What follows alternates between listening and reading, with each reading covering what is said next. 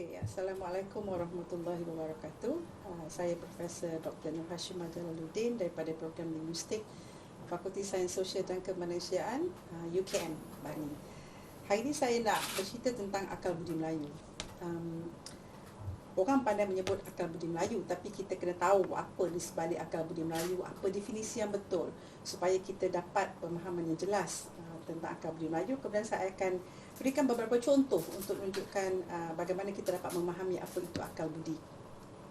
Selalunya bila kita kata pasal akal budi, dia ada kaitan dengan semantik, cara kita memberi makna, mentafsir alam keliling kita, menggunakan mata hati. Mata hati ni maknanya kita gunakan akal fikiran untuk mentafsir, menakur apa-apa yang ada di sekeliling kita yang berkaitan dengan bahasa. Daripada situ kita akan gunakan akal dan fikiran. Akal dan fikiran dikaitkan pula dengan apa yang ada di keliling kita. Kemudian kita akan sampai ke satu tahap yang dinamakan tahap intelektual. Kalau dari segi ilmu semantik, ilmu makna, kita bermain dengan ruang mental dalam minda kita. Apa-apa yang kita tafsir, kita kena renung, ada sifat akliyah di situ, dan daripada situ kita dapat makna sebenar yang nak disampaikan. Contohnya, kalau yang kita lihat, yang banyak kita baca selalunya daripada buku Datuk Hassan Ahmad ni lah, Bahasa dan Pemikiran Melayu, banyak menceritakan tentang metafora Melayu. Metafora Melayu ni, kalau saya nak mudahkan, semua kiasan Melayu yang bersifat tradisional saya masukkan dalam metafora. Metafora ni selalunya makna yang lain daripada apa yang kita faham secara harfiah. Dia punya makna yang tersirat. Jadi untuk mencapai ke tahap makna yang sebenar, dia melibatkan intelektual. Di sinilah kalau Datuk Hassan kata yang lebih tepat daripada intelektual ialah akal budi Melayu. Contoh yang paling mudah kita lihat ialah pada peribahasa, pada pantun, pada bahasa kiasan yang lain yang macam saya kata tadi, saya panggil sebagai metafora. Ramai orang mempersoalkan kenapa nak cerita balik semula pasal peribahasa, pasal simpulan bahasa, pasal pantun. Sebenarnya yang nak dibincangkan ini ialah perspektif yang lebih saintifik. Kita tidak melihat hanya makna harfiah, tetapi kita melihat apakah falsafah di sebalik penciptaan metafora Melayu. Banyak pengajaran yang kita boleh temui dan dapati daripada metafora-metafora ini. Kenapa saya pilih metafora? Sedangkan banyak lagi aspek bahasa Melayu yang boleh kita bincang, seperti dialektologi, tentang bahasa di paparan awam, banyak lagi yang lebih bersifat contemporary. Tapi kenapa saya pilih metafora? Yang selalu orang kata dead metaphor, dah mati, peribahasa ni dah mati, peribahasa tak payah dikaji lagi. Tetapi berapa ramai yang melihat peribahasa, pantun dengan hubungannya dengan intelektual, penciptanya. Baik, metafora menuntut pemikiran aras tinggi. Saya kadang-kadang selalu dengar anak-anak muda atau orang-orang yang pesimis pada bahasa Melayu. Bahasa Melayu ni susah, bahasa Melayu ni bertele-tele, bahasa Melayu ni banyak sangat benda yang tersirat di sebalik yang tersurat. Itu menunjukkan bahasa Melayu ni menuntut tafsiran aras tinggi, pemikiran aras tinggi untuk memahami apakah maksud di sebalik yang nak disampaikan. Saya nak kaitkan apa yang saya kata tentang pemikiran aras tinggi ini dengan pandangan diberikan oleh Dr. Syed Taufik Al-Atas yang menganggap bahasa Melayu ialah bahasa yang bersifat saintifik. Kenapa saintifik? Memerlukan akal dan fikiran untuk mentafsir dan mengupas makna. Kita bukan maksud yang berlega setakat makna-makna harfiah sahaja. Jadi dia mencabar kita untuk berfikir. Bagi mereka yang tak berapa suka nak mencabar akal fikiran sendiri dan menganggap metafora ini lebih banyak berbahasa basi bahasanya, dia tidak akan jumpa keindahan di sebalik penciptaan metafora Melayu ini. Saya nak ambil contoh bagaimana peribahasa atau simpulan bahasa atau pantun yang dihasilkan membuktikan bahawa tingginya aras intelektual pencipta dan pengguna bahasa Melayu. Contoh yang pertama, yang senang bagai isi dengan kuku. Kita selalu dengar simpulan bahasa bagai isi dengan kuku. Kuku, isi. Apa maksudnya? Kekeraban. Rapatnya hubungan antara seorang dengan seorang yang begitu baik, tak boleh dipisahkan. Tetapi adakah pernah kita terfikir kenapa pakai kuku? Kenapa tidak kata bibir dengan gigi? Bahagian bibir dengan gigi. Kenapa kita pilih kuku dengan isi? Ada sebab. Kalau kita lihat laman sesawang Kementerian Kesihatan atau bahagian-bahagian kesihatan, yang kita cuba cari perkataan kuku, penyakit-penyakit tentang kuku. Sebenarnya, dia nak tunjukkan betapa eratnya. Melayu ni dia apa-apa buat, dia akan lihat pada badan dia, pada keliling dia. Bila seseorang itu mengalami masalah kuku, contohnya, jika kuku itu berwarna putih, kemudian ada dilingkari dengan warna hitam, rupanya dia adalah petanda kepada sakit. Sekejap ya, saya tengok ke mana saya. Kalau kuku berwarna putih dan lingkari dengan warna hitam, petanda awal kepada hepatitis. Sakit hepatitis dan jaundice, penyakit kuning, dengan kuku. Kadang-kadang kalau kita tengok, saya ada pernah seorang kawan yang sakit jantung berlubang. Ya, bila kita lihat kukunya memang biru, bibir biru. Maknanya dia tak cukup nutrisi atau saraf-saraf darah dia tak berfungsi dan sebagainya. Kalau kita lihat kuku yang berwarna kekuning-kuningan, maaf saya lah kalau rasa ukuk, dia kuku kuningan, dia ialah tanda-tanda awal jangkitan kulat pada kuku. Begitu juga kalau kita lihat kuku yang tidak rata, ada pula lubang-lubang kecil, halus-halus itu. Itu menunjukkan penyakit psoriasis atau keradangan arthritis.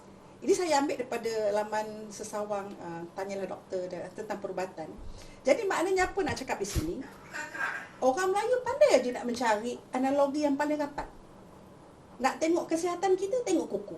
Jadi maknanya eratnya kesihatan kita dibiaskan kepada warna kuku kita adalah sama dengan betapa rapatnya hubungan antara kuku dan isi yang dianalogikan sama dengan hubungan yang rapat antara X dengan Y. Jadi dia memilih objek itu, objek yang paling dekat dengan dirinya. Bila kita dapat menjawab kenapa kuku, kenapa isi dibuat sebagai simpanan bahasa, dikaitkan pula dengan makna keakraban, bermakna orang Melayu ni bijak memilih objek itu supaya kita dapat faham. Saya bagi contoh kedua. Mulut tempayan. Orang Melayu ni suka masak kan? Semua orang suka masak. Masa PKP ni ramai tak jadi masak, pandai masak. Sebab PM kata, masaklah walau tak sedap pun. Okey, mulut tempayan ni orang yang tak boleh simpan rahsia. Semua benda, alat-alat ini, alat-alat masak ini berada di dapur kita kan. Ceritanya orang tak boleh simpan rahsia. Kenapa? Kenapa pilih tempayan, belanga, periuk? Semua tentang negatif, tentang membocor-bocorkan rahsia. Sebab, kenapa tak pilih sudu atau senduk? Sebab tempayan ni mulut dia besar. Dan tempayan tak ada tutup. Dia tak ada tutup. Kita pergi mana-mana pun, tempayan kalau kita CIA, mana pernah nampak ada penutup tempayan tu? Ya, dengan mulut terlapang, maknanya bebas apa nak keluar daripada tempayan tu. Jadi, begitu juga dengan periuk dan katakan kita ambil periuk. Periuk ni memanglah dia menutup, tapi kedap mana periuk, tutup periuk tu? Tak kedap. Kita tahu makanan yang panas pun lama-lama jadi sejuk. Maknanya akan lepas wap-wap panas itu. Maknanya serapat mana pun rahsia itu disimpan, dia pasti lepas juga. Kalau tempayan memang lepas betul lah. Kalau periuk, belanga, ada tutup. Tapi tutup yang tidak kedap menyebabkan rahsia juga boleh dilepaskan. Itu sebab kenapa orang Melayu memilih tempayan, mulut tempayan untuk menyatakan tentang orang yang suka membocorkan rahsia, yang tak boleh menyimpan rahsia. Baik. Contoh yang ketiga saya boleh berikan, kecil tapak tangan nyiru saya tadahkan. Okey. Anak-anak sekolah selalu buat peribahasa baru. Kecil tapak tangan pandang bola saya tadahkan. Itu jadi macam suka-sukalah ya. Mendengarkan gurun di langit, segala timba dan baldi saya keluarkan. Saya jumpa dekat Facebook. Konon-konon nak mencipta peribahasa baru. Tetapi peribahasa baru yang dicipta oleh anak muda ni tak ada falsafah. Dia tak tahu kenapa nak pilih. Dia cuma suka makan rima-rima aja. Contohnya, ada udang di sebalik batu. Ditukar, ada udang sebalik ni. Tapi sebenarnya nature udang memang dekat batu. Jadi dia tak tahu falsafah. Sebab tu dia ingat bila dia cipta, dia suka dan mendapat pengikut, tapi tak kekal lama. Benda-benda ni tak kekal lama. Yang kekal masih yang lama juga. Baik, contoh, kecil tapak tangan biru saya tadahkan. Apa maksudnya? Berbesar hati dengan pemberian orang. Ya, walaupun benda kecil, kita tetap suka nak menerimanya. Soalan lagi sekali, dari segi akal budinya, kenapa pilih nyiru? Kenapa tak pilih belanga? Kecil tapak tangan, meja saya tadahkan. Kenapa tak pilih? Ya, mungkin zaman tu tak ada meja, yang ada. Tapi maknanya objek lain kenapa tak dipilih, tetapi dipilih nyiru. Apa fungsi dia?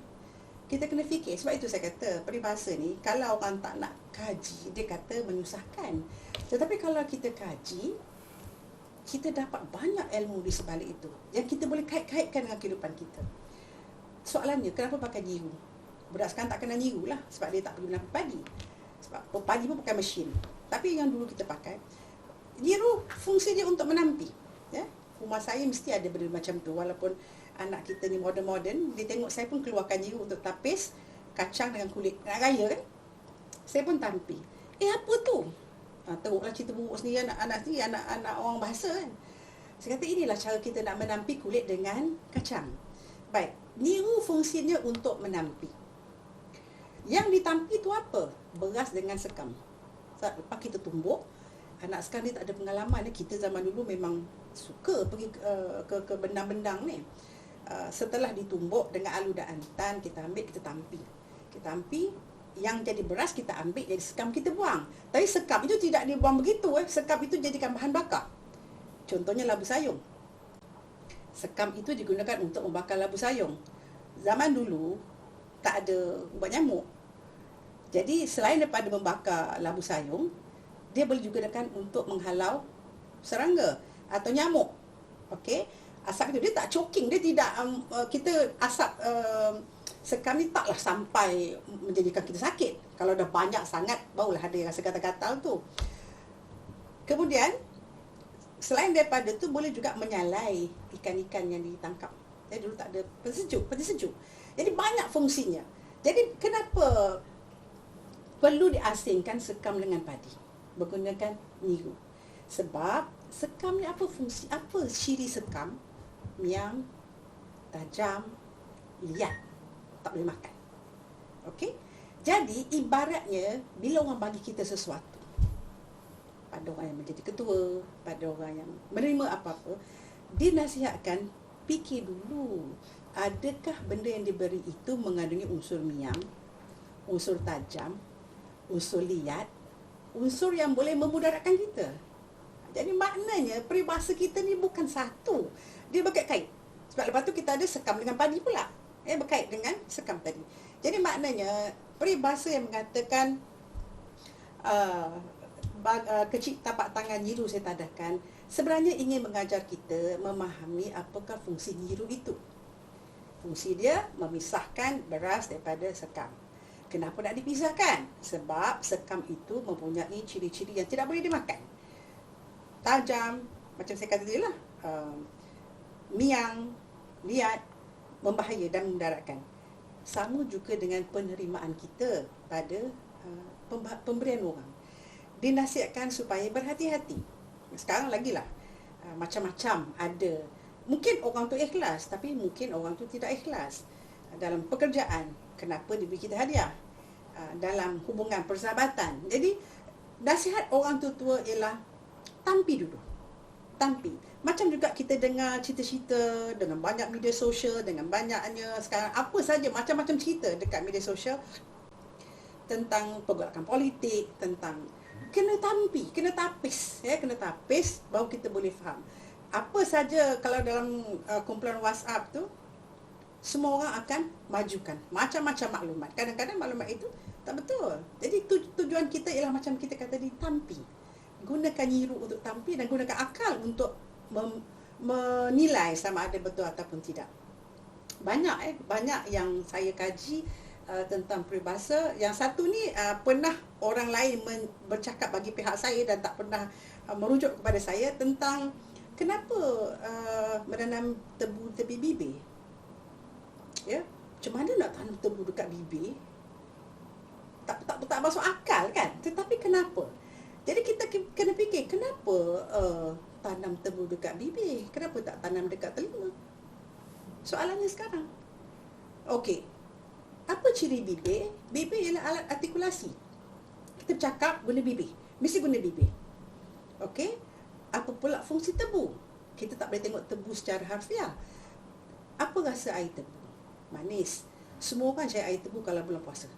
Nak buka puasa cari air tebu yang manis. Jadi maknanya menaburkan janji-janji manis melalui kata-kata. Kan, melalui kata-kata. Jadi maknanya terpedayalah, mudah terpedaya sebab terutama bila katakan lelaki X mempunyai sifat Romeo, menggulai wanita dengan janji-janji manis.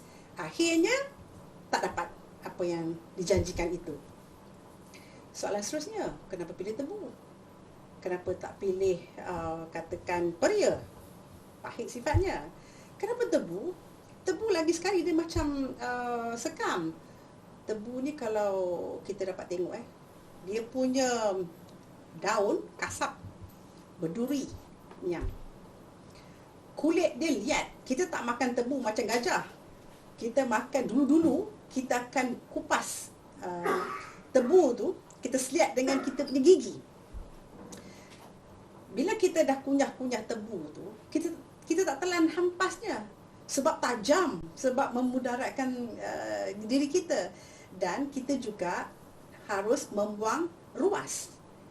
Tebu itu ada ruas. Jadi sebab itulah tebu dipilih. Maknanya walaupun dia manis, sedap, tetapi mudaratnya dari segi ruasnya, dari segi miangnya, dari segi kasapnya, dari segi hampasnya yang sangat memudaratkan, boleh dianalogikan juga dengan janji-janji manis yang memudaratkan. Itulah maknanya nak memahami peribahasa Melayu ni kena kupas. Kena kupas, kena fikir dan kena cari sebab musabab kenapa objek itu dipilih. Itu yang orang sekarang tak nak buat. Yang saya rasakan, walaupun peribahasa atau metafora Melayu ini lama dan ada orang kata dah tak payah kaji lah sebab benda tu semua dah mati, orang sekarang tak pakai, tak faham pun. Tetapi kalau kita tengok dari segi akal budinya, keintelektualan, pembentukan peribahasa dengan objek yang dipilih, dengan makna, dia memberikan banyak ilmu, nasihat, dan menyebabkan kita fikir macam mana orang dulu boleh cipta peribahasa, simpulan bahasa yang begitu elok, pendek, ringkas tetapi sangat bermakna. Kalau saya boleh kupas sedikit tentang pantun, pantun pun saya anggap sebagai metafora Melayu sebab ada pembayang, dia ada maksud. Saya pernah kaji, mungkin bidang saya bidang makna.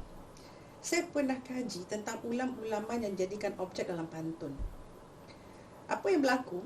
Saya telah mengedarkan surat sidik sebab saya ni penyelidik yang saya minat penyelidikan.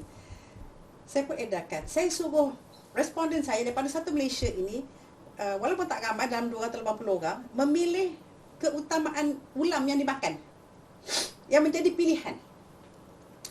Saya punya hipotesis, ulam ni lagi utara kita pergi, lagi orang makan ulam. Pengalaman saya lah. Kedah, Perlis, kalau kita pergi selatan Thai dekat Satun, ya Allah, kalau kita nak makan kan, ulam dia tu lebih daripada 20 jenis ulam dengan sambal belacan lah. Jadi saya terfikir tau, saya orang Johor, saya tak pernah makan semua ulam ni, tapi kawan saya pucuk kari pun dia kunyah macam, saya kata, ya Allah, boleh makan. Bila tak pernah makan, tak reti makan, tak jadi. Jadi saya pun tengok dekat selatan Thai tu, dekat 20 jenis, dan kawan saya orang Kedah, orang Langkawi, dan orang Kedah pun banyak ulam-ulam ni. Sedap ni Prof, semua. Saya pun terfikir tau, adakah tempat kita duduk itu mempengaruhi cara makan kita? Saya nak tahu sangat. Orang Johor ni, ulam dia timun je. Memang kelakar bunyinya. Timun je. Kalau tak ada sayur, ambillah timun. Kan? Tapi utara tak main timun. Pucuk gajus lah, sawinggang, yang saya tak pernah dengar sebab saya kahwin dengan orang Perak.